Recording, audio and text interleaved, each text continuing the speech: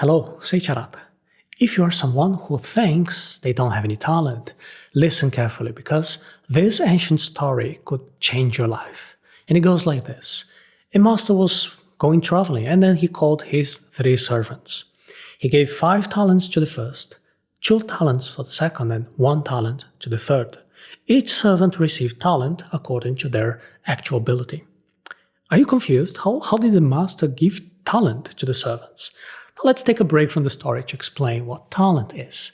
In ancient times, the word talent was used to represent a measure, a quantity of money. And this is an ancient story also known as the parable of the talents. You probably already know it, so I'm going to tell this story in a slightly different way. I'll help you to understand the modern meaning behind the word talent that is used today to explain an ability, capacity, or aptitude. So now let's go back to the story. What happened?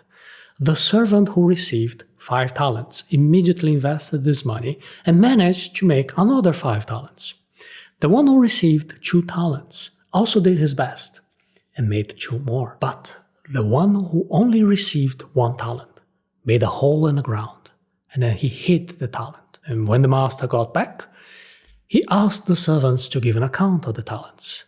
The first servant came forward with 10 talents and said, "Master, you gave me 5 talents. And here they are, with another 5 that I made." The master was happy and praised the servant for being faithful. The second servant approached and said, "Master, you gave me 2 talents, and here they are, with another 2 that I made." The master was happy and congratulated the servant, saying that he had been faithful and he now deserved to be trusted with even more talents. The third servant approached and said, "Master, I was afraid, because I only had 1 talent and I buried it. And here it is." Do you know what the master said? "You wicked and lazy servant, you will be punished." And then he demanded for the 1 talent to be given to the servant who had already had 10 talents.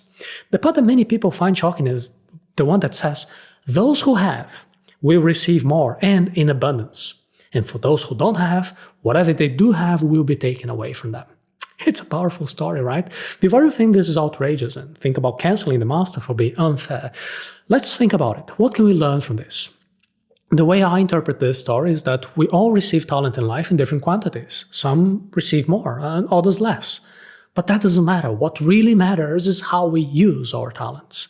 What matters isn't the total, the absolute quantity of result produced. It would be unfair to punish the servant who had 2 and made 2 more and compare him with the servant who received 5. Every one of us has different abilities, different quantities, and at the end of the day, what really matters is our attitude. It's what we do. We need to practice and use our talent. The one who doesn't practice will be punished for burying the talent. Who will punish them? Life. Some people believe they don't have any talent at all, and they are wrong. Everybody has at least 1 talent, the ability to acquire talents. People who believe that they don't have any talent suffer from something called the Pygmalion effect. If you think that you have no talent, you are at risk of simply not dedicating time to cultivate your talents. This is the same as burying your only talent, the ability to acquire talents. But how do you acquire talents? Using your brain. This is the central pillar of the Intelligence Art Academy training. The reason intelligence is the talent that allows you to acquire new talents is the following. We all have a treasure of great value, a brain. Your brain is able to develop abilities, to acquire knowledge, to cultivate new talents, to learn new things. The mistake is wasting the brain's potential and spending all day focusing on activities that don't contribute anything towards your personal development. There are people who don't learn anything. They don't get better simply because they don't dedicate enough time to improvement. These are the people who bury their own talent. See, you can't choose your genetic heritage. You can't change what happened during your childhood, but you can choose what you're going to be doing today. When we compare ourselves to others, we can feel like we don't have enough talents. If you do an unproductive comparison, you can feel like you are incapable. You can feel like other people are super talented and you're not. And this comparison is unproductive because it discourages you, it reduces you, it paralyzes you. It forces you to bury your only talent, which is your intelligence. A productive comparison has two components. First, you compare yourself to yourself. You're better today than what you were yesterday, and tomorrow you will be even better. A second component of productive comparison is understanding that there are many reasons that explain differences in performance. Some people were born with a natural ability. For example, there are several studies on the role of genetics in musical talent. To illustrate genetic heritage, you can think of sports like volleyball or basketball. If your genes made you more likely to be tall, well, this will help you to a certain extent. Your childhood also plays an important role. For example, think of a child who received a lot of attention and support and educational resources from a young age. Now make a comparison with a child who grew up in a hostile environment without access to basic resources. Which child is more likely to perform better academically? Now, it is impossible to change our childhood because it is in the past. It's impossible to change our genes. So we need to focus on what can be changed, which are the choices we make. And I would like to congratulate you because you chose to be here, dedicating yourself to cultivating your intelligence. This says a lot about you. It is not a good choice to waste time comparing yourself to others who have more talents. Instead, a smarter choice is to ask yourself, how can I start acquiring more abilities today?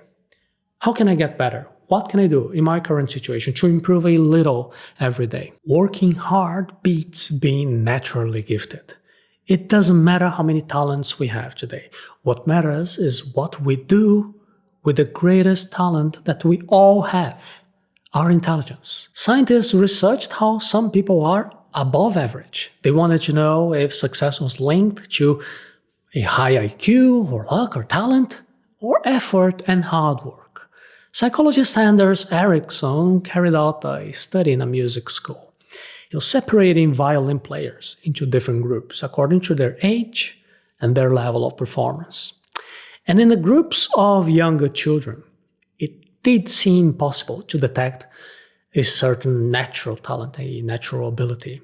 Although all these young children had practiced for the same number of hours, some of them could play very well, while others were not so good. With the same amount of practicing, the more talented children performed better. However, in the groups of teenagers and adults, natural talent didn't stand out so much when the performance quality was examined. The ones who played better were the ones who had practiced the most. The ones who played worse were the ones who had done fewer hours of practice. The elite violinists had each accumulated around 10,000 hours of deliberate practice. The mediocre violinists played around 8,000 hours and the weakest practiced for around 4,000 hours.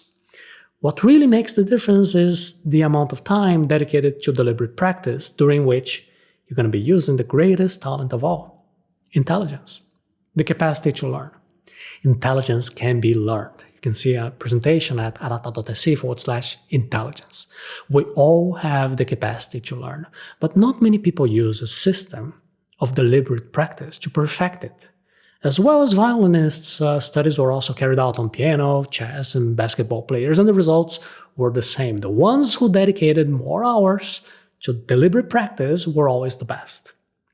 This idea led to what is known as the 10,000-hour rule. The 10,000-hour rule shows that deliberate practice is worth much more than natural talent. It doesn't matter that you were born with few talents.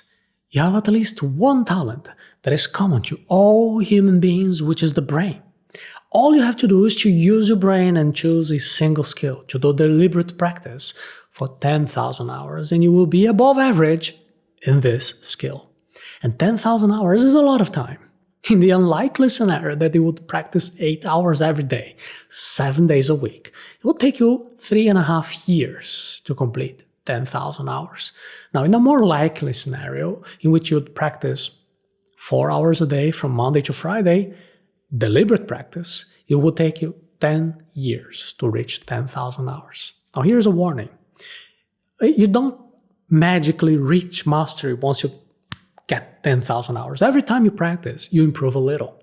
This is not a game of all or nothing.